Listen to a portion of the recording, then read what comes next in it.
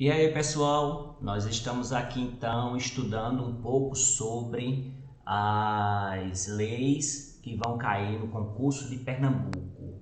Então, o Estatuto do Servidor do Funcionário Público de Pernambuco, que é a Lei 6.123, de 20 de julho de 1968, que foi republicada em 13 de 3 de 1973.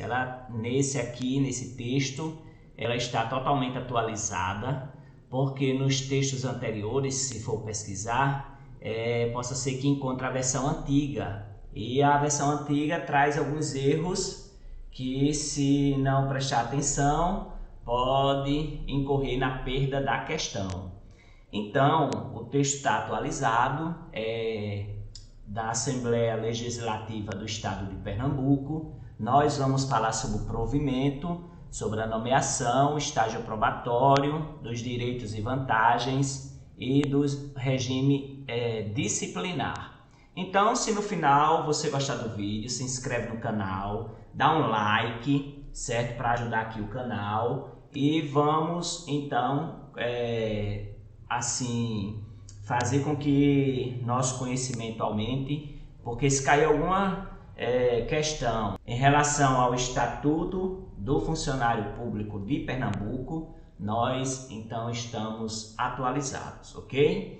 Então eu recomendo a leitura integral do texto, certo? Porque tem que ter conhecimento de algumas coisas preliminares, de algumas coisas anteriores, um conhecimento prévio. Ela se parece bastante com a Lei 8.112, que rege os funcionários públicos federais. Claro que tem a particularidade do estado de Pernambuco, porém nós temos todas as informações aqui. Então, a primeira parte que nós vamos estudar é o título 2. Claro que aqui o título 1 nós não vamos estudar. Nesse título 1, vai falar sobre essa lei que rege os funcionários públicos civis do estado de Pernambuco. Ele fala sobre a definição de o que é o funcionário público, o que é o cargo público, qual é a característica ou a definição de classe, o que é uma série de classes, o que é um grupo ocupacional, certo? E ele fala sobre o serviço, a especificação de classe, a reclassificação e os cargos, que eles podem ser efetivos ou de provimento em comissão, ok? Então, no título 2, que nós iremos ver agora, tem o regime do provimento, essas disposições preliminares. Os cargos públicos, artigo 10º, são providos por nomeação. Quando eu passo no concurso, então eu sou nomeado e então eu vou assumir aquele cargo público. Promoção, quando já é funcionário público e você vai ser promovido para uma outra função, ok? A reintegração é quando você está no caso de uma chefia, no setor de chefia, e você vai voltar para terminou o seu tempo ali de chefia naquele setor, vai voltar para seu antigo ambiente, sua antiga repartição. Se alguém estiver naquele cargo, ele sai e vai então você assumir o seu cargo.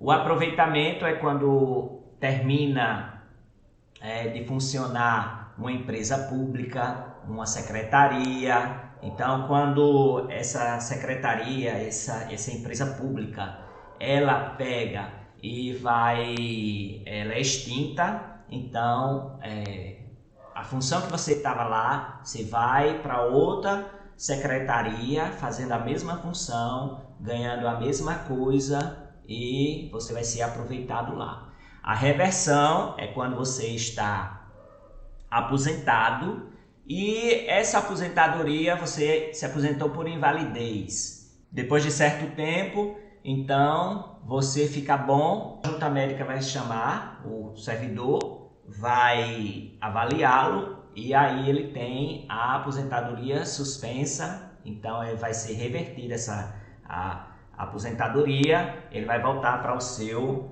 serviço anterior. Em questão de transferência, eu estou lá em Afogados e eu quero ir para Paulista, então eu peço a transferência. Então o cargo público pode ser provido pela transferência desde que haja vaga. Então isso é a questão, capítulo do título 2, capítulo 1, certo? Dos cargos públicos, disposições preliminares, e aqui a questão da nomeação. Então vamos para a nomeação. A nomeação, seção 1, capítulo 2 da nomeação. Essa nomeação vai ocorrer da seguinte forma: pode ser em caráter vitalício, em pouquíssimos cargos, como o cargo de conselheiro do Tribunal de Contas do Estado. Então, ali a pessoa vai ser escolhida e ele fica até morrer. Então, caráter vitalício. Caráter efetivo, quando se tratar de cargos em que nós passamos por concurso público, que é de uma classe única ou de série de classes. Então, é caráter efetivo. Em questão em comissão, é quando o governador ele vai, de acordo com a confiança que ele tem na pessoa, vai chamar aquela pessoa para assumir um cargo de confiança. Isso está no 2º parágrafo do artigo 3 desse estatuto. Por isso que eu disse que é importante ler o estatuto por completo. Essa nomeação para cargo de provimento vitalício não é de qualquer jeito. Ela obedece a uma legislação especial, certo? Porque senão assim viraria uma bagunça. A nomeação para os cargos de provimento efetivo exige aprovação prévia em concurso público de provas ou de provas e títulos. Esse concurso que nós iremos fazer, ele é de provas e títulos, e a aprovação ele vai garantir a nomeação. E essa nomeação vai obedecer uma ordem de classificação, né? Que de acordo com o edital, que tem que ter uma certa pontuação para você ser aprovado, tem uma certa colocação para ser feita a avaliação da prova discursiva. Então é bom lembrar do edital, ok?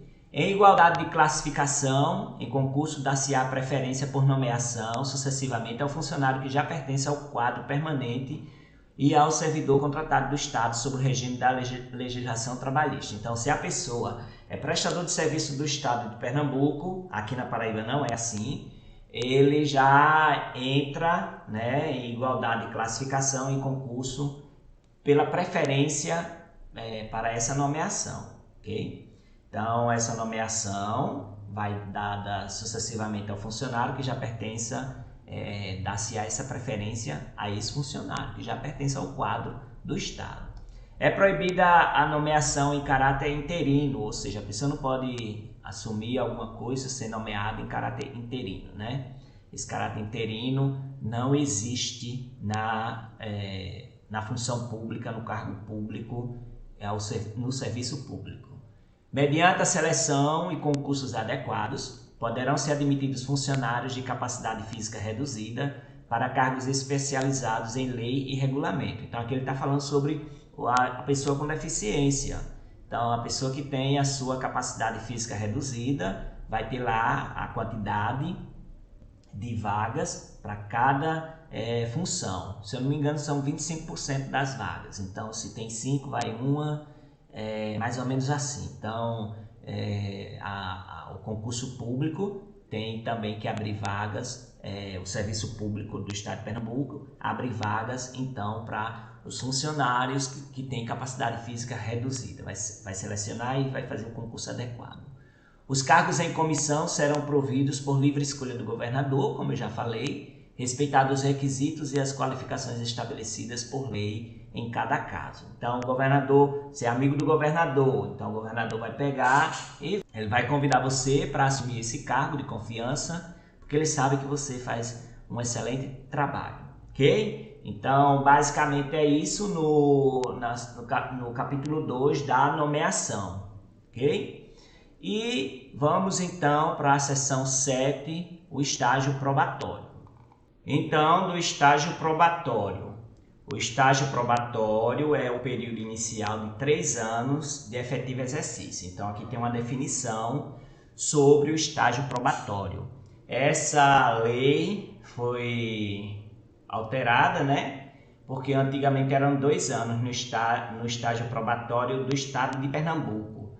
Porém, na lei complementar 131 de 2008, foi aumentado para 3 anos. Então a pessoa passa 3 anos de efetivo exercício, isso é chamado de estágio probatório. Depois desses 3 anos, ele vai ser então efetivado, certo? Naquele concurso público.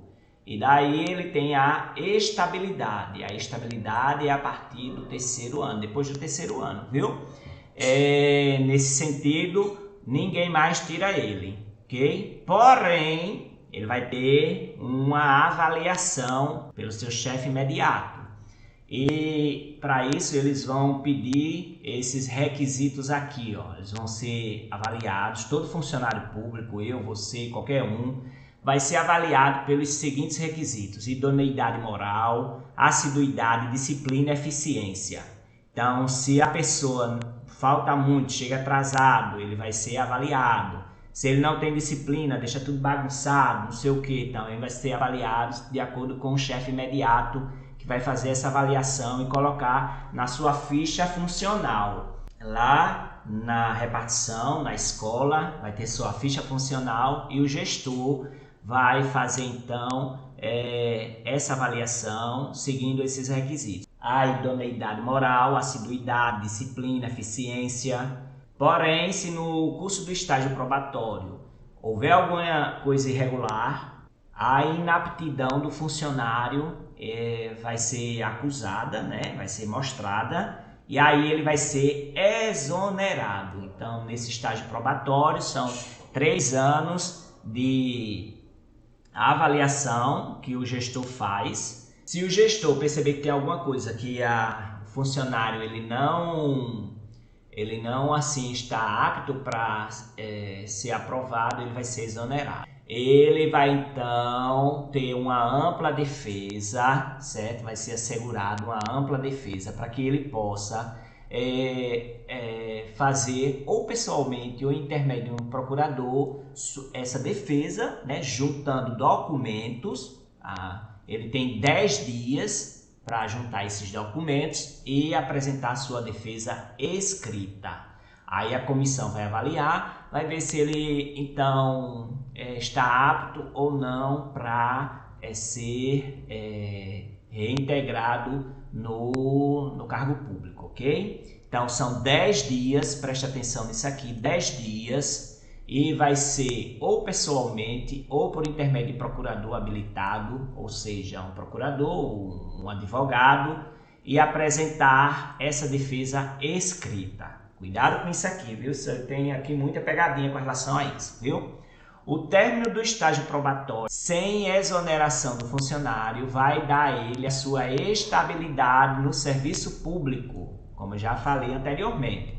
Então, passou esses 3 anos, não tem nada que desabone o funcionário, ele é eficiente, ele é assíduo, ele tem idoneidade moral, ele tem disciplina, então ele vai ser aprovado nesse estágio probatório, não vai ser exonerado, nunca mais na vida dele, a não ser que faça uma coisa muito grave. Aqui no parágrafo 4º tem algo bem interessante.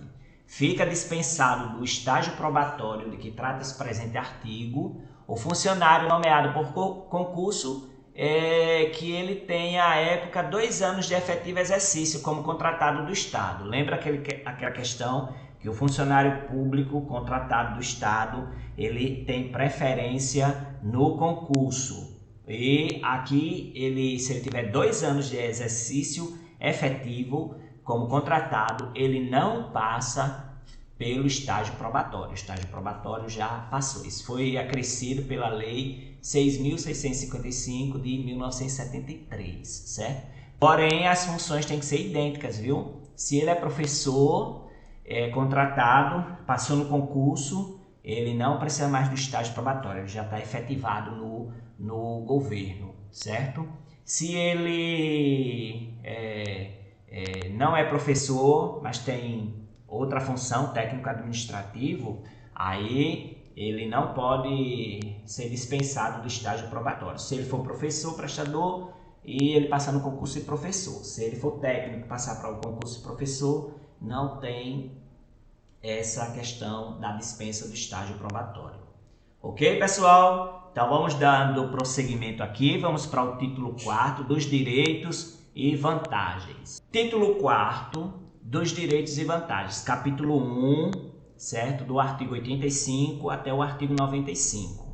Então, da duração do trabalho. Então, a duração do trabalho será de 6 horas por dia ou 30 horas por semana, podendo extraordinariamente ser prorrogado ou antecipado na forma que dispuser o regulamento. Então, seu trabalho tem que ser durante 6 horas diárias, ou seja, 30 horas por semana, ok? Acentua-se do disposto nesse artigo o trabalho executado por funcionário em serviço externo, que pela própria natureza não pode ser aferido por unidade de tempo. Então, a pessoa vai para uma diária, vai para alguma coisa assim, então isso aqui ele já não conta como a duração normal do trabalho, né? A jornada de trabalho. Salvo nos casos de revezamento semanal ou quinzenal, a duração normal do trabalho noturno será de 6 horas por dia também. O trabalho noturno será de 6 horas por dia, podendo extraordinariamente ser prorrogado ou antecipado nas formas que dispuser os artigos. Mas esse trabalho noturno ele tem uma particularidade, ele começa às 22 horas de um dia e vai até as 5 horas do dia seguinte. Então esse é o trabalho noturno, viu? Que vai de 10 horas da noite até as 5 horas da manhã do dia seguinte, ok? A duração normal do trabalho do funcionário que ocupar cargo de serviço técnico científico será de 4 horas por dia, ou seja, o técnico administrativo trabalha 4 horas por dia ou 20 horas semanais, podendo excepcionalmente ser aumentada mediante a antecipação ou prorrogação do expediente pela autoridade competente, ok? Então, a duração do trabalho 6 horas diárias, 30 horas por semana, técnico administrativo 4 horas por dia, 20 horas semanais. A duração normal do trabalho noturno será de 6 horas por dia, ele pode ser de revezamento semanal ou quinzenal. Vamos aqui para o artigo 88. Nos serviços que exijam trabalho aos domingos e feriados, será estabelecida uma escala mensal de revezamento. Por que isso? Porque o funcionário tem que ter um descanso. Então, se ele trabalha escalonado, né? Ele trabalha aos domingos, feriados, então será estabelecido essa escala mensal de revezamento. Porém, para professor não tem isso. O professor tem o seu tempo, né? Tem a época das férias, tem os feriados são respeitados e tudo mais. E não tem trabalho noturno de 10 horas da noite até 5 horas da manhã. Poderão ser estabelecidos regimes de tempo complementar integral com dedicação exclusiva no interesse do serviço e a juízo da administração. Então, o tempo complementar, o tempo integral pode ser ainda colocado na administração desde que ela queira, ok?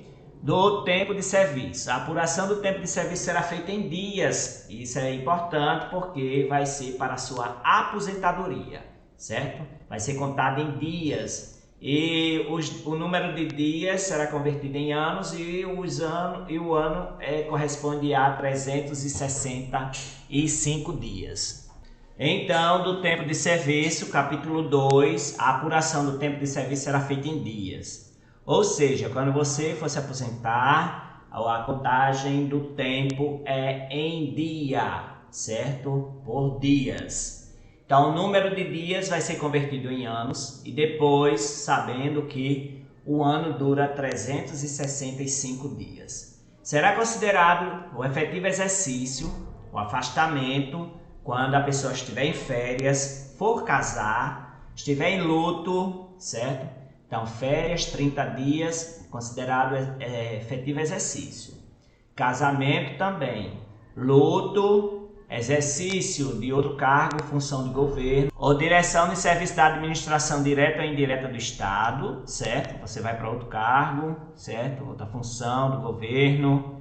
Exercício em função de direção ou de cargo de direção, chefia ou assessoramento, quando posto à disposição de entidades da administração direta ou indireta, da União, dos Estados e municípios. Então, você vai ser chamado para o Tribunal de Contas, sei lá, trabalhar, um professor trabalhar lá no Tribunal de Contas. Conhece alguém, o presidente lá vai chamar você para estar à disposição daquela entidade. Então, lá você vai estar em efetivo exercício.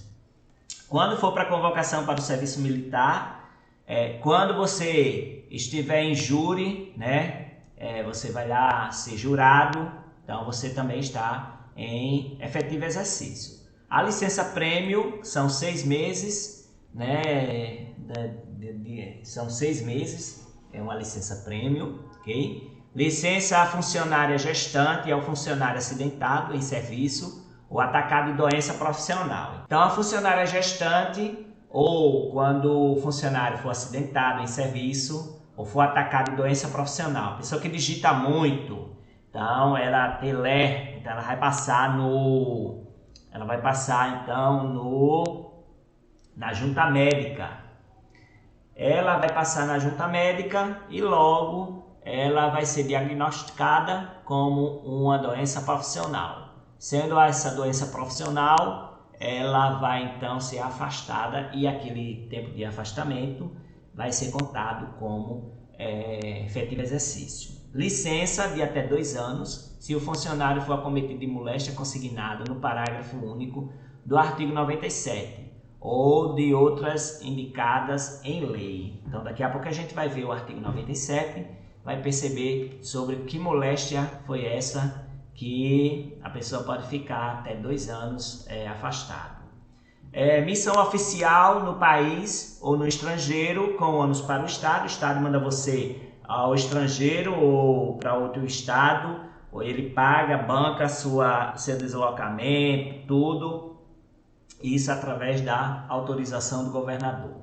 Participação de congressos, especialização, realização de pesquisa científica, isso tudo com a autorização do governador através do diário oficial. Então a pessoa vai participar de um congresso na Europa, vai participar de um curso de especialização na França, na Alemanha, a realização de pesquisa científica em Portugal, um estágio, conferências culturais em São Paulo. Se o governador autorizar pelo diário oficial e a pessoa comprovar a frequência e o aproveitamento, então vai ser computado como efetivo exercício. Desempenho de comissões ou funções previstas em lei ou regulamento, então a pessoa vai participar de uma comissão, certo? Então ela ali vai estar em efetivo exercício. Em trânsito, na forma prevista nos regulamentos, no desempenho de função eletiva na União, Estados e municípios. Então a pessoa passou para vereador, passou para deputado federal, estadual, senador, governador, então ela está computando ali, certo? Efetivo exercício. Expressa determinação legal quando a justiça manda, né? Então a gente vê tudo isso. Parágrafo 1º, para os efeitos desse estatuto, entende-se por acidente de trabalho ou entende-se por acidente no trabalho o evento que cause dano físico ou mental ao funcionário por efeito ou na ocasião do serviço. Então a pessoa está digitando demais, ela vai ter LER, então ela vai ter ali um acidente de trabalho. Equipara-se ao acidente de trabalho a agressão, quando não provocada, sofrida pelo funcionário no serviço ou em razão dele. Então a pessoa sofre uma agressão de algum usuário, né, do serviço público, vem agressivo, então acontece uma agressão física, então aquilo ali é considerado um acidente de trabalho, certo? Porque estava ali no serviço público. Por doença profissional, para os efeitos desse estatuto, entende-se aquela peculiar ou inerente ao trabalho exercido, comprovada em qualquer hipótese a relação de causa e efeito. Então tem que passar por uma junta médica para saber se essa doença ela vai ser classificada como doença profissional, certo? Nos casos previstos do parágrafo 1º, 2º e 3º deste artigo, o laudo resultante da inspeção médica deverá estabelecer rigorosamente a caracterização do acidente no trabalho e da doença profissional. Como eu falei, né? Passar pela junta médica e ele vai diagnosticar o que foi aquilo ali, tanto o acidente de trabalho quanto a doença profissional. Artigo 92, para efeito de aposentadoria e disponibilidade será computado o seguinte: o tempo de serviço público federal, estadual ou municipal, inclusive de desempenho de mandato eletivo anterior à investidura. Então, se a pessoa ela foi funcionário público federal, estadual, municipal, ela tem ali seu tempo computado para aposentadoria. Ou também quando ela foi candidata e eleito vereador, deputado, qualquer mandato eletivo. O período de serviço ativo nas Forças Armadas prestado durante a paz, computado pelo dobro o tempo em operação de guerra. Então, se o país entrar em guerra, logo esse tempo de serviço vai ser contado em dobro. Se for em tempo de paz, vai ser contado normalmente. O tempo de serviço prestado em autarquia federal, estadual ou municipal também vai ser computado. O período de trabalho prestado em instituição de caráter privado que tiver sido transformada em órgão da administração direta ou em autarquia.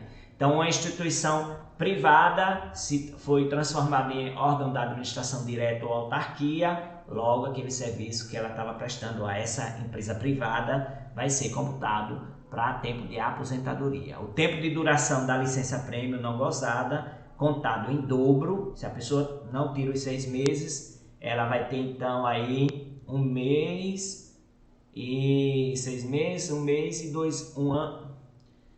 Ela vai ter aí 1 ano e 2 meses de tempo de aposentadoria. O tempo de duração de licença para tratamento de saúde também. O tempo de licença a funcionária casada para acompanhar o marido até o máximo de 2 anos. A funcionária tem um marido, é casada com ele, claro, e ele é militar. Então ele vai ser enviado lá para a Amazônia. Então aqui esse tempo dela também vai ser computado para a aposentadoria. Artigo 93. É vedada a contagem de tempo de serviço prestado concorrentemente em cargos ou funções diversas da União, dos Estados, do Distrito Federal, territórios, municípios, autarquias e instituições privadas que hajam sido convertidas em órgão da administração direta ou autarquia. Trabalhou em 2 repartições, uma de manhã e outra à tarde. Então você só vai aproveitar uma, certo? Em cargos ou funções diversas da União, dos Estados e do Distrito Federal, territórios, municípios, autarquia e instituições privadas que hajam sido convertidas em órgão da administração direta ou indireta. Parágrafo único. O tempo de serviço anterior ao período concorrente será contado exclusivamente para o cargo em que foi prestado, se o funcionário continuar a exercê-lo em regime de acumulação, para um só dos cargos exercidos concorrentemente, se houver sido prestado em outro cargo. O titular de cargo de provimento efetivo adquire estabilidade depois de 2 anos de efetivo exercício. Então, se ele está ali, ele vai ter essa estabilidade que ele diz aqui, que é de 2 anos, mas não é, certo? Em 1999 tem uma emenda constitucional que foi para 3 anos, como a gente viu lá em cima, lá nos outros títulos, no título 2, certo? E na seção 7 do estágio probatório. Então, serão estáveis após 3 anos de efetivo exercício os servidores nomeados para cargo de provimento efetivo em virtude de concurso público, desde que aprovados em avaliação especial de desempenho por comissão constituída para essa finalidade. Então, o artigo 94, título de cargo de provimento efetivo, adquire essa estabilidade não em 2 anos, mas em 3. A estabilidade diz respeito ao serviço público e não ao cargo. Então, o cargo pode acabar, porém o serviço público não. Então, a pessoa está num cargo, pode ir para outro cargo, essa estabilidade nunca vai acabar. Funcionário que houver adquirido estabilidade só poderá ser demitido mediante inquérito administrativo em que lhe seja assegurada ampla defesa. Então, o funcionário só sai do serviço público se ele fez uma coisa muito grave. Então, para isso ele tem também ampla defesa, ok? Então, aqui nós vimos sobre os direitos e vantagens. Então, capítulo 3º da disponibilidade, artigo 95, que consta aí como estudo para o edital do concurso da Educação de Pernambuco. O funcionário estável, no caso de extinção ou declaração da desnecessidade do cargo, pelo Poder Executivo será posto em disponibilidade remunerada com proventos proporcionais ao tempo de serviço. Então, o governo ele pega e extingue uma secretaria. Então, o funcionário lá estável, passou pelo estágio probatório, 3 anos, né? E aí ele vai ser posto em disponibilidade remunerada, ou seja, ele vai receber seu salário, vai estar disponível. Quando enviar ele para outra secretaria, ele vai, né? E tem todos os proventos proporcionais a seu tempo de serviço. A extinção do cargo far-se-á na administração direta mediante lei e na administração indireta por ato do Poder Executivo. Então, para que haja a extinção de um cargo, tem que passar pela Assembleia Legislativa, que é mediante lei.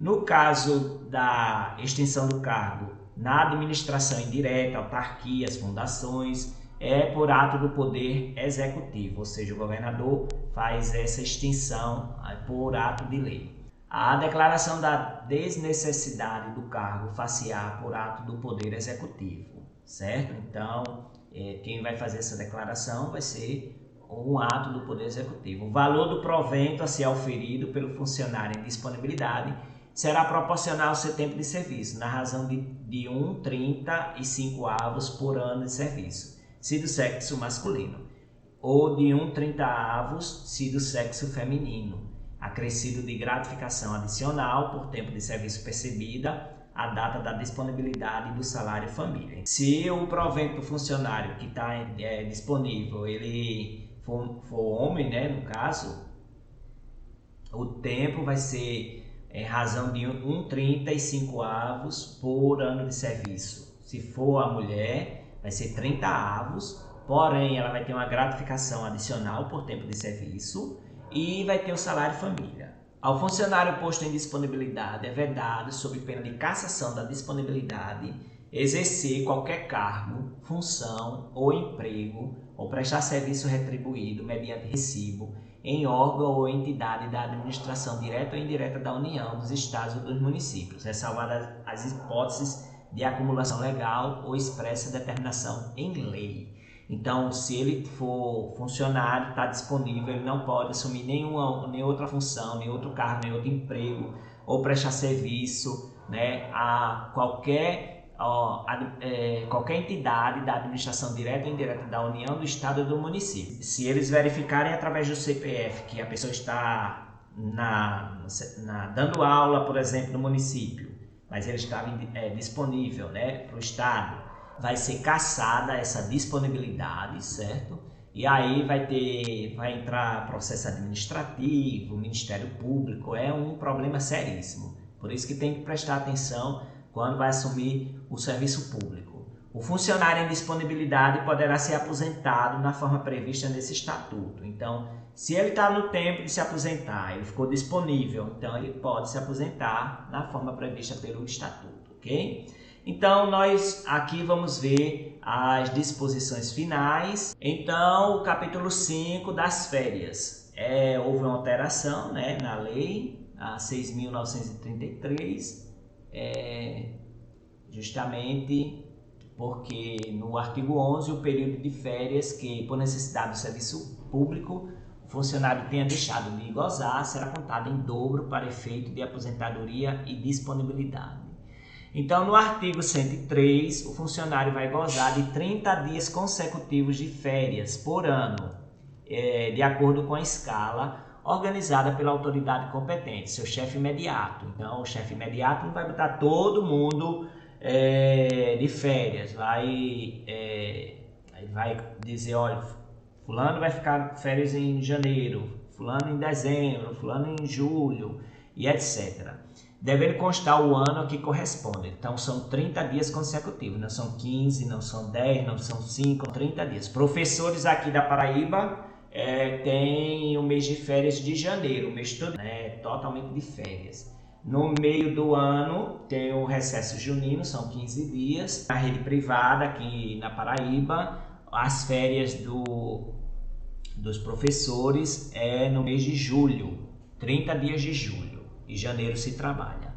Então, no caso da educação de Pernambuco, seguindo o Estatuto do Servidor, do Funcionário Público, no capítulo 5 das férias, são 30 dias consecutivos por ano. É vedado levar a conta de férias qualquer falta do trabalho, ou seja, não pode a pessoa pegar, faltar o trabalho e dizer, eu vou descontar nas férias, não pode.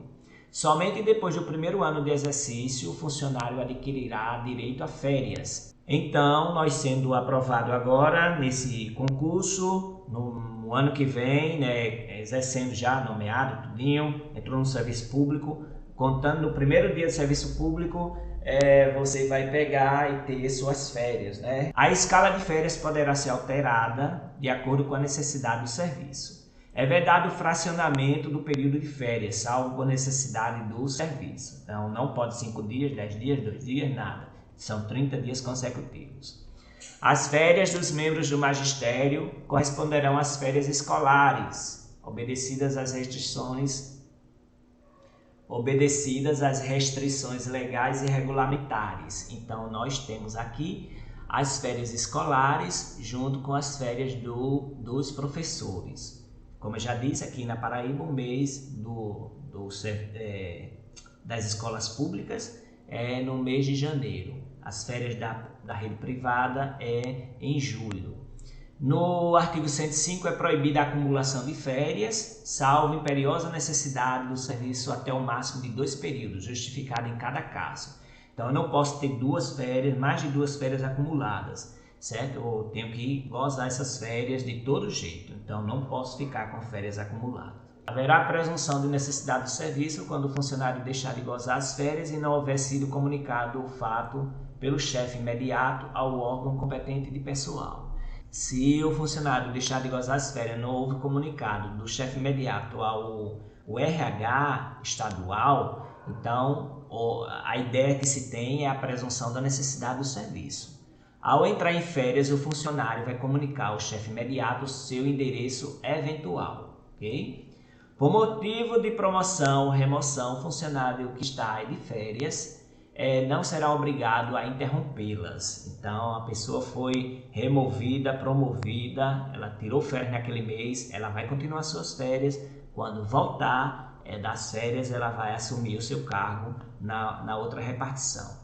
Durante as férias, o funcionário terá direitos a todas as vantagens do seu cargo e função. O que ele quer dizer aqui? Que você vai receber seu salário e 1/3 do seu salário, chamado 1/3 de férias. O servidor exonerado do cargo efetivo ou em comissão, nos termos do artigo 82, perceberá relativa ao período das férias a que tiver direito ou ao incompleto na proporção de 1/12 por mês de efetivo exercício, ou fração superior a 14 dias, acrescido pela lei de 2003, certo? E depois pela lei de 2005. Então, o servidor que ele foi exonerado, ele vai receber os seus vencimentos, né, relativo também ao período de férias, viu? Se for superior a 14 dias ou se é na proporção de 1/12 por mês de efetivo exercício, ok? Parágrafo único. A indenização será calculada com base na remuneração do mês em que for publicado o ato de exoneração. Okay? Então, a pessoa saindo do serviço público, ela vai então ser paga aquele período que ela ficou como funcionário. Então, nós vamos ver o capítulo 6, título 5 do regime disciplinar. É vedada a acumulação remunerada, certo? Não pode acumular cargos. Você só pode se for um juiz e um cargo de professor. Se for de 2 cargos de professor. E se for um cargo de professor e outro de técnico ou científico, certo? Técnico administrativo e um professor. Por quê? Porque se a semana tem 60 horas, então o professor geralmente dá 30 horas no canto, e se for técnico administrativo com 20 horas, 30 horas, aí dá 50 horas, 60 horas semanais. Então, é aceitável. Porém, não pode ter 3 empregos. Se tiver 3 empregos, o Ministério Público vai chamar e vai pedir para ser escolhido o emprego que você quer. Certo? Então não pode acumular, você só pode acumular nesses 2 casos. E também no caso de 2 cargos em empregos privativos de profissionais de saúde com profissões regulamentadas, certo? Em qualquer um dos casos, a acumulação somente é permitida quando haja correlação de matérias e compatibilidade de horários. A proibição de acumular se estende a cargos, funções ou empregos em autarquias, empresas públicas e sociedades de economia mista. A proibição de acumular proventos não se aplica aos aposentados quanto ao exercício do mandato eletivo. E os aposentados podem estar no mandato eletivo, em cargo, comissão, prestação de serviço técnico especializado. O funcionário não poderá exercer mais de uma função gratificada nem receber estipêndio pela participação de mais de um órgão de deliberação coletiva, salvo neste último caso, quando tiver a condição de membro nato ou quando o exercício em um deles seja em decorrência do outro. Verificado o processo administrativo, acumulação proibida e comprovada a boa-fé, o funcionário optará por um dos dois cargos. Então, se a pessoa tem mais de dois cargos, ela vai ser então chamada pelo Ministério Público, vai ter um processo administrativo por acumulação proibida, e se ela for comprovado, que ela estava lá, o funcionário vai ter que optar pelos dois cargos, como eu falei antes. Se for má-fé, ele vai perder os dois. Então, no parágrafo único está dizendo, se a pessoa fizer isso por má-fé, 3 empregos, 4, como a gente vê tanto nos jornais, então nós estamos aqui um dilema muito grande, porque vai perder todos os cargos que tem, se for pela má-fé, certo? É um processo administrativo muito doloroso para quem já fez, certo?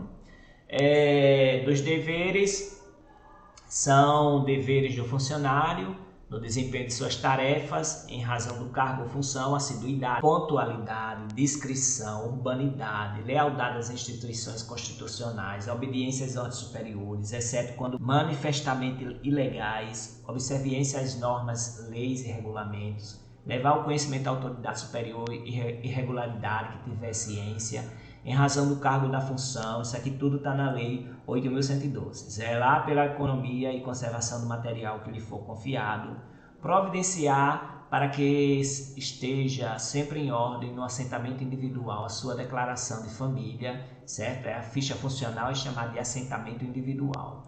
Atender prontamente às requisições para a defesa da fazenda pública, ou seja, pagar imposto de renda, e a expedição de certidões requeridas para a defesa de direitos e esclarecimento de situações. Guardar sigilo sobre os documentos a que tenha conhecimento em razão do seu cargo ou funções, ok? Então, nós temos aqui todas essas partes das proibições. Ao funcionário público é proibido exercer É proibido ao funcionário público exercer cumulativamente 2 ou mais cargos ou funções públicas, salvo as exceções previstas em lei. Se referir de modo depreciativo a informações, parecer ou despacho às autoridades ou atos da administração pública, podendo, porém, em trabalho assinado, criticá-los do ponto de vista doutrinário ou da organização de serviço. Retirar sem autorização prévia da autoridade competente, do chefe imediato, qualquer documento ou objeto da repartição. Promover manifestação de apreço ou desapreço e fazer circular ou subscrever lista de donativos no recinto da repartição. Valer-se do cargo para lograr proveito pessoal de outrem em detrimento da dignidade da função pública, ou seja, não pode receber propina. Coagir ou aliciar subordinados com objetivo de natureza político-partidária. Ninguém pode influenciar na decisão política partidária de ninguém. Participar de gerência ou administração de empresa comercial ou industrial, salvo em órgão da administração pública indireta, ou seja, você não pode ter empresas, se for funcionário público. Exercer comércio ou participar de sociedade comercial, exceto como acionista, cotista ou comanditário, certo?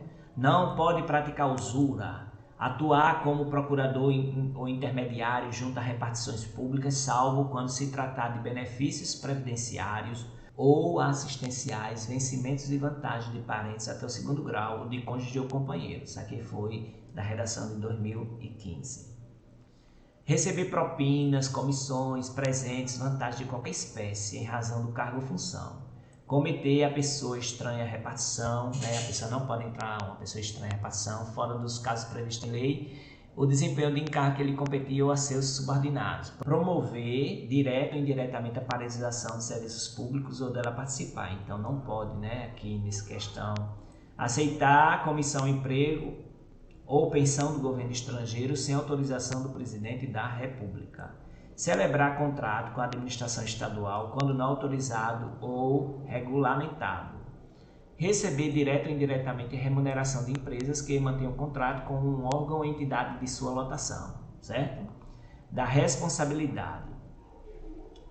Pelo exercício irregular de suas atribuições, o funcionário pode responder civil, penal e administrativamente. Então, no capítulo 4, a responsabilidade civil decorre do procedimento doloroso ou culposo, no artigo 196, que importe em prejuízo à fazenda estadual ou a terceiro. Então, for relacionado a problema de prejuízo à fazenda, né, aos impostos, a retenção desses impostos, então o funcionário vai ser responsabilizado civilmente, né, vai abrir processo. E é um procedimento doloso ou culposo. O ressarcimento do prejuízo causado à fazenda pública vai obedecer ao disposto do artigo 140, sem prejuízo da promoção de ação judicial para a cobrança do valor integral devido a critério da administração. Isso foi colocado em 2015.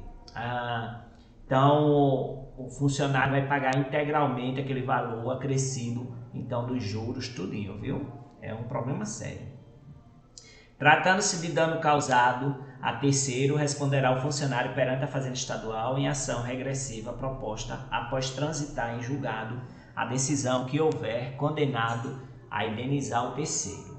A responsabilidade penal abrange os crimes e contravenções imputados ao funcionário como tal, certo? A responsabilidade administrativa vai resultar de uma ação ou omissão do desempenho do cargo ou função e não será elidida pelo ressarcimento do dano, ok? Então, capítulo 5 das penalidades. São penas disciplinares: repreensão, multa, suspensão, destituição de função, demissão, cassação de aposentadoria ou disponibilidade. Vamos destrinchar cada uma delas. Repreensão, né, verbalmente ou escrita, vai ser repreendido. Vai receber uma multa, vai receber a suspensão. Suspensão, ela tem um tempo determinado que a gente vai ver aqui. A destituição da função, ou seja, não vai mais exercer aquela função, vai ser demitido. E se tiver aposentado, vai ter sua aposentadoria cassada ou a sua disponibilidade também cassada. A enumeração constante desse artigo não exclui a advertência verbal por negligência ou falta funcional. Outra que se tiver de impor penalidade mais grave. Então tem que ter a advertência verbal, advertência escrita, repreensão, tudo isso. Na aplicação das penas disciplinares serão consideradas a natureza e a gravidade da infração, os danos que dela provierem para o serviço público e os antecedentes do funcionário. No artigo 201, a repreensão será aplicada por escrito nos casos de desobediência ou falta de cumprimento do dever. No caso da suspensão, que não vai exceder de 30 dias, né, será aplicada nos casos de falta grave, reincidência em falta punível com a pena de repreensão, transgressão do dispositivo nos itens 2, 3, 9 e 12 do artigo 194. A suspensão ela tem um tempo determinado, que é justamente 30 dias. Não pode passar de 30 dias, 5 dias, 3 dias, 2 dias, até 30 dias. Okay? Parágrafo único. Quando houver conveniência para o serviço, a pena de suspensão pode ser convertida em multa, na base de 50% por dia de vencimento. Obrigado o funcionário a permanecer no serviço. Então, se o funcionário achar melhor pagar a multa, né, essa suspensão você paga em multa, ele vai pagar 50% do seu vencimento e ele vai ter que permanecer no serviço.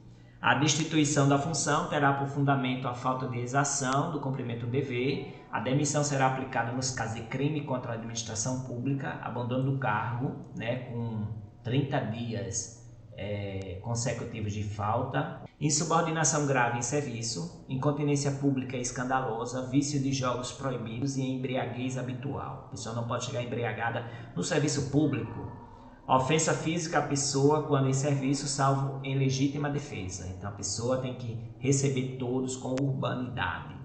Aplicação irregular dos dinheiros públicos, revelação de segredo conhecido em razão do cargo ou função pública, lesão aos cofres públicos e dilapidação do patrimônio estadual.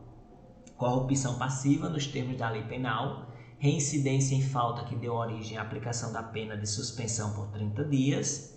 Se reincidir, essa mesma falta vai ser, então, demitido. Transgressão ao disposto do item 1 do artigo 194, combinado com o parágrafo único do artigo 192 desse Estatuto. A transgressão aos dispostos nos artigos 5, 6, 7, 8, 10, 11, 14, 15 e 16 do artigo 194. Perda da nacionalidade brasileira. Eita, tá vendo? Perde até a nacionalidade. 60 dias de falta ao serviço em período de 12 meses, sem justa causa, desde que não configure abandono do cargo. Certo? Improbidade administrativa, considera-se abandono de cargo, ausência ao serviço sem justa causa por mais de 30 dias consecutivos. O ato de demissão mencionará a causa da penalidade. Atendida a gravidade da falta, a demissão, quando fundamentada nos itens 1, 6, 7, 8 e 9 do artigo 204, será aplicada com a nota a bem do serviço público, que constará do respectivo ato. A demissão com a nota a bem do serviço público impede a participação do ex-servidor em concurso público para provimento do cargo, emprego ou função da administração direta e indireta estadual ou sua nomeação ou designação para cargos comissionados ou funções de confiança. Será cassada a aposentadoria ou a indisponibilidade nesses casos aqui. Falta punível com a pena de demissão quando praticada ainda no exercício do cargo ou função. Aceitação ilegal do cargo ou função pública provada à má-fé. Celebração de contrato com a administração estadual quando não autorizada em lei ou regulamento. Prática de usura em qualquer de suas formas. Aceitação sem prévia autorização do Presidente da República de comissão, emprego ou pensão de governo estrangeiro. Perda da nacionalidade brasileira. São componentes para a aplicação das penalidades disciplinares. O governador, em qualquer caso e privativamente, nos casos de demissão e cassação de aposentadoria ou disponibilidade. Os secretários de Estado e chefes de órgão diretamente subordinados ao governador em todos os casos, salvo os de demissão e cassação de aposentadoria ou disponibilidade. Só quem pode cassar a aposentadoria ou a disponibilidade é o governador. Porém, os secretários e os chefes de órgão diretamente subordinados ao governador podem aplicar outras penalidades. A direção de repartição nos casos de repreensão e suspensão até 8 dias. As autoridades competentes para a imposição de penalidades e os chefes de serviço terão competência para aplicar a advertência verbal do que trata o parágrafo único do artigo 199. Da aplicação de penalidade, caberá pedido de reconsideração e recurso na forma prevista. A aplicação de pena de destituição de função caberá à autoridade que houver feito a designação do funcionário. Prescreverão em 1 ano as faltas sujeitas à pena de repreensão, em 2 anos as faltas sujeitas a penas de suspensão, e em 5 anos as faltas sujeitas às penas de destituição de função, demissão e cassação de aposentadoria ou disponibilidade. Isso aqui está na Lei 8.112. Os prazos de prescrição previstos na Lei Penal aplicam-se às infrações disciplinares, capituladas também como crime, independente da instauração de inquérito policial ou do ajuizamento da ação penal. O curso de prescrição começa a fluir da data do fato punível disciplinarmente e se interrompe pelo fato que determinar a instauração do inquérito administrativo ou de sindicância em caráter punitivo. O disposto do parágrafo 1º não se aplica aos casos de abandono de cargo que se submete ao prazo prescricional previsto no inciso 3º. Caracterizado o abandono de cargo, a ausência de recusa ao retorno voluntário do servidor ao serviço não configura perdão administrativo tácito, ainda que não tenha sido instaurado qualquer procedimento administrativo para apuração de infração. Ou seja, se a pessoa não quer voltar ao serviço, ele mesmo não tendo procedimento administrativo, isso não configura perdão administrativo tácito e a pessoa não pode mais voltar ao serviço público, a fazer concurso.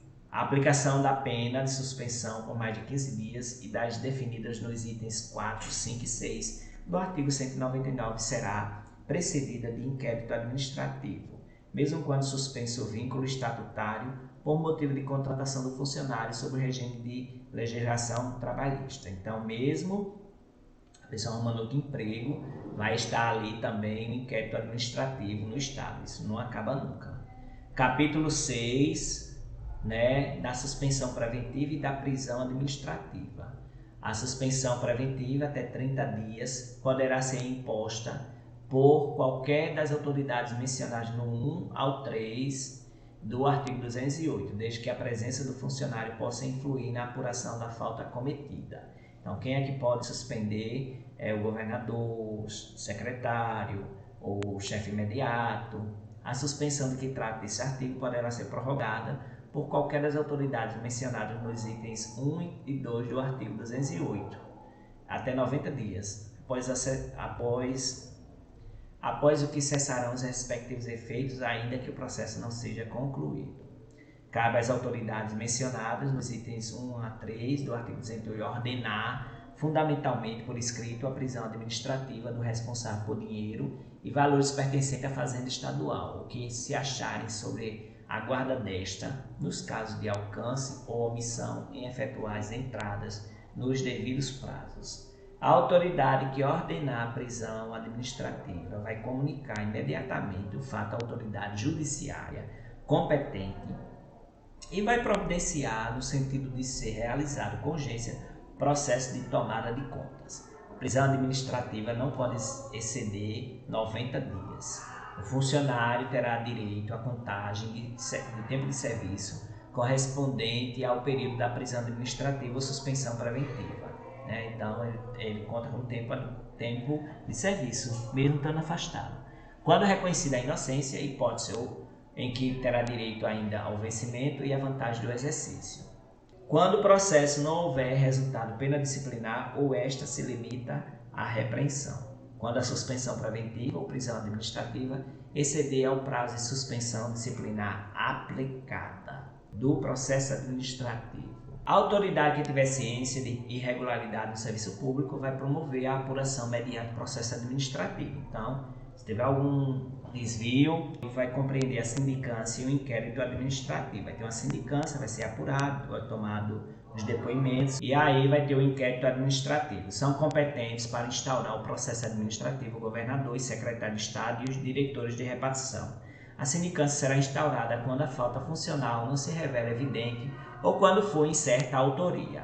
A sindicância será precedida por 2 funcionários designados mediante despacho da autoridade que determinar sua instauração, devem ser concluída no prazo de 20 dias. São 2 funcionários na sindicância que foi escolhido pela secretaria, pelo secretário e colocado no diário oficial também. São 20 dias o prazo. Da sindicância poderá resultar o seu arquivamento, quando comprovada a inexistência de irregularidade imputável ao funcionário público, a aplicação de penalidade de repreensão ou de suspensão por 15 dias, a abertura do inquérito administrativo nos demais casos. O inquérito administrativo será promovido por uma comissão composta de 3 funcionários, designada pela autoridade competente. Ao designar a comissão, a autoridade vai indicar dentre os seus membros o presidente. Mediante a portaria, como eu já disse, o presidente da comissão vai designar um servidor público, de preferência seu subordinado, para exercer as funções de secretário. O prazo para a conclusão do processo disciplinar não pode exceder 60 dias, contado da data de publicação do ato, que constitui a omissão admitida a sua prorrogação por igual prazo, quando as circunstâncias o exigirem. Se nos prazos estabelecidos no artigo anterior não for concluído o inquérito, será então automaticamente dissolvida a comissão, devendo a autoridade proceder à nova designação na forma do artigo 219. Os membros da comissão, se necessário ao andamento do inquérito, ficarão dispensados do desempenho das atividades normais de seus cargos ou funções. Eles só vão cuidar disso. Se o funcionário designado para constituir a comissão tiver motivo para dar-se por suspeito, declarará em ofício a autoridade que o tiver designado dentro de 48 horas, contado da publicação do ato ou portaria de designação. Considerar-se-á procedente a arguição quando o funcionário demonstrar ser parente, consanguíneo ou afim até o 3º grau, ou alegar ser amigo íntimo ou inimigo capital de qualquer dos indiciados. Procedente à suspeição, a autoridade designará a nova comissão, substituindo o funcionário suspeito. A improcedência da suspeição será imediatamente comunicada ao funcionário e o obrigará a participar da comissão. Caberá ao indiciado arguir de imediato a suspeição de qualquer membro da comissão, desde que se configure com relação ao argumente uma das hipóteses previstas no artigo 1º, previstas no parágrafo 1º do artigo anterior. A arguição será dirigida por escrito ao presidente da comissão, que dela deverá dar conhecimento imediato ao arguido para confirmá-la ou negá-la por escrito. Julgada procedente a suspeição, o presidente da comissão vai solicitar da autoridade que houver determinado a abertura do inquérito e a substituição do funcionário suspeito. Julgada improcedente a suspeição, o presidente da comissão dará conhecimento do incidente à autoridade referida no parágrafo anterior para a decisão final. Se o arguido da suspeição for o presidente, as atribuições definidas dos parágrafos anteriores deste artigo serão exercidas pelo membro da comissão de maior hierarquia funcional, ou quando de igual nível, pelo mais idoso. O incidente, que não suspenderá o curso do processo, será autuado em separado e, após decisão final, apensado nos autos do inquérito. Compete ao secretário organizar os autos do processo, lavrar termos, atas, bem como executar as determinações do presidente da comissão.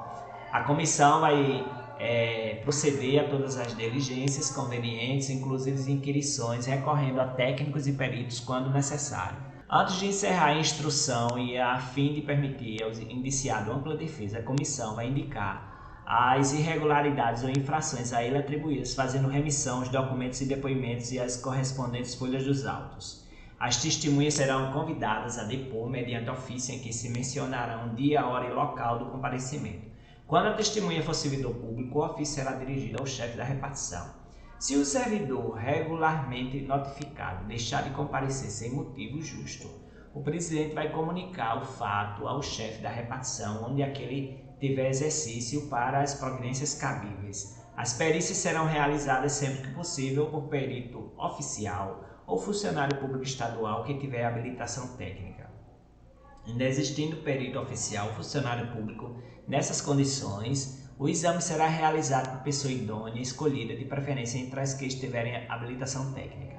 Ressalvada a hipótese de perito oficial, as demais prestarão perante o presidente da comissão o compromisso de bem e fielmente desempenhar o encargo sob pena de responsabilidade. Desde que acarrete despesa, a realização da perícia por perito não oficial depende da autorização prévia da autoridade competente. Nenhum documento será anexado aos autos sem despacho do presidente ordenando a juntada. Só poderá ser recusada a anexação do documento por decisão fundamentada. Identificado o responsável e apurada a natureza e a extensão das irregularidades, a comissão vai relacionar as infrações a ele atribuídas, fazendo remissão aos documentos e depoimentos e as correspondentes folhas dos autos. Cumprindo o disposto no artigo anterior, o presidente então vai determinar a citação do indiciado para o prazo de 10 dias apresentar a defesa, sendo-lhe facultada a vista do processo na repartição. No caso de 2 ou mais indiciados, o prazo será comum e de 20 dias. 10 dias, 2, 20 dias. Achando-se indiciado em lugar incerto, será chamado por edital com prazo de 15 dias. Esse edital é colocado no diário oficial, nos jornais, na internet. O edital a que se refere ao parágrafo anterior será publicado no órgão oficial, é fixado em lugar acessível ao público no edifício onde a comissão habitualmente se reunir. Mediante requerimento do indiciado, o prazo de defesa poderá ser prorrogado pelo dobro para diligências reputadas imprescindíveis. No caso de indiciado revel, será designado para defender um funcionário, sempre que possível, da mesma classe e categoria. Com a defesa, o indiciado oferecerá as provas que tiver, podendo ainda requerer as diligências necessárias à comprovação de suas alegações. Recebida a defesa de todos os indiciados e realizadas as diligências, a comissão vai elaborar o relatório. O relatório vai concluir pela inocência ou responsabilidade dos indiciados, indicando nesse caso as disposições legais transgredidas e propondo as penalidades cabíveis. Na hipótese de prejuízo à fazenda pública, vai determinar o seu montante e indicará os modos de ressarcimento. Concluído o relatório, será remetido por protocolo à autoridade que determinou a sua instauração para decisão no prazo de 30 dias. Não decidido o processo no prazo estabelecido nesse artigo, o indiciado, salvo o caso de prisão administrativa, vai reassumir automaticamente o exercício, o cargo ou função se ele estiver afastado. A autoridade a quem for remetido o inquérito vai propor a quem de direito, no prazo de 30 dias, as sanções e providências que escaparem à sua competência. Havendo mais de um indiciado e diversidade de sanções, caberá a decisão à autoridade competente para a imposição da pena mais grave. Em qualquer fase do inquérito, será permitida a intervenção do advogado constituído pelo indiciado. O funcionário indiciado em inquérito administrativo só poderá ser exonerado se reconhecida a sua inocência. Tratando-se de crime, a autoridade que determinar a instauração do processo administrativo vai comunicar o fato à autoridade policial. Verificada no curso de inquérito a existência de crime, o presidente da comissão vai comunicar o fato à autoridade que determinou sua instauração para os fins previstos no artigo. E, por fim, a decisão que reconhecer a prática da infração capitulada na lei penal vai determinar, sem prejuízo de aplicação das sanções administrativas, a remessa do inquérito à autoridade competente, ficando o traslado ou autos suplementares na repartição. Ok, pessoal? Se você gostou do vídeo, dá um like, se inscreve no canal. Esses são os assuntos abordados no edital. Você ajuda muito dando seu like, se inscrevendo no canal, ok? Durante esse período nós teremos vários vídeos relacionados ao concurso da educação do estado de Pernambuco.